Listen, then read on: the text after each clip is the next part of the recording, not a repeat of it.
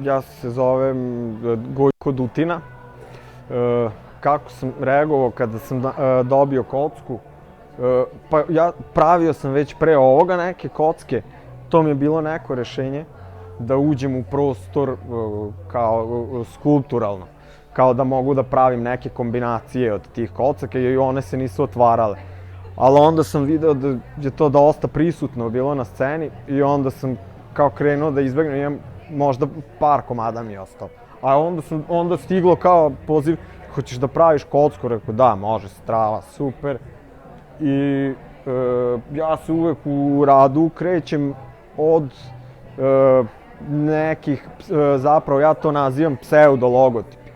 Znači pravim logotip, kao ja zapravo žvrljam, sedim i crtam, pišem neki logotip, ali on je potpuno suprotan od onog korporativnog logotipa. Ne, zapravo ovde konkretno polazište je Phantom Company ili fantomska kompanija. Ne znam da li znate šta su. Naprimjer, ja kad dođem ovde, kad odem kod roditelja, Keva, mama i tata, oni gledaju TV i na TV-u stalno čuje fantomska kompanija, fantomska kompanija, fantomska kompanija. To su neke kompanije, u Srbiji svi znaju šta je to, zapravo za pranje novca. Ali im je takav naziv fantomske kompanije, tako se od Milošte zovu.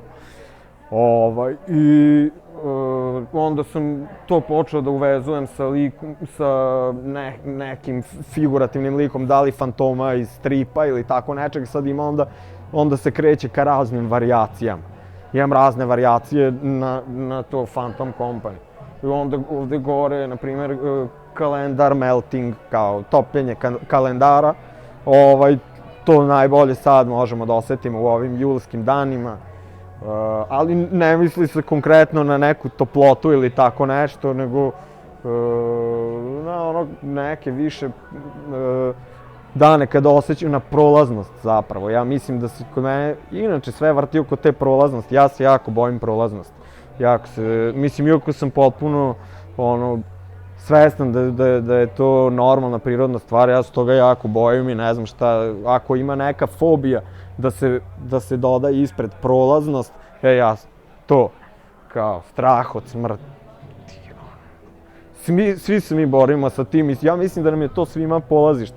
Mislim, sad ovo može da izgleda kao da je neki izrazito angažovan politički akt, ali nije. Ja to uvek smatram, kad trebaju da se pišu tekstovi za izložbu, ja kažem, ja nemam pojma šta ja radim, niti želim da, mislim, pokušavao sam dugo da otkrijem, ja ne mogu time ne mogu to zapravo da znam, onda bih to verovatno rekao, a ne bih se trudio da crtam ili da to dosegnem. Ja mislim da je uvek umetnost, da ona ima samo tu svrhu da ona ne može da menja svet, ali ona može da menja naš svet.